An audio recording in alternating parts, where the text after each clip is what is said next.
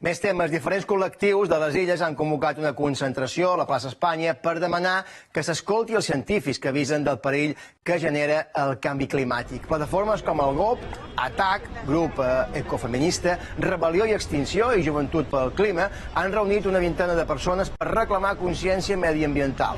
Ho han fet amb mordasses blanques per tal que es faci cas als experts que demanen un canvi en les polítiques energètiques per evitar que la destrucció mediambiental arribi a partir del 2030 a un punt de no retorn.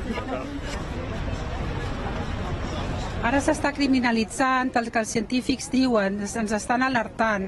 És un crit d'alerta, no? Els científics són una gent rigorosa, són una gent que estan al laboratori i estan sortint al carrer per dir que això és en sèrio, no? És una emergència climàtica, però que tenim una finestra fins al 2030 per prendre mesures. I per això estem aquí, per protestar, o millor dir, per solidaritzar-nos amb els científics, que en tenim ara arreu del món. Hi ha científics 20 que estan pendents de processos, no?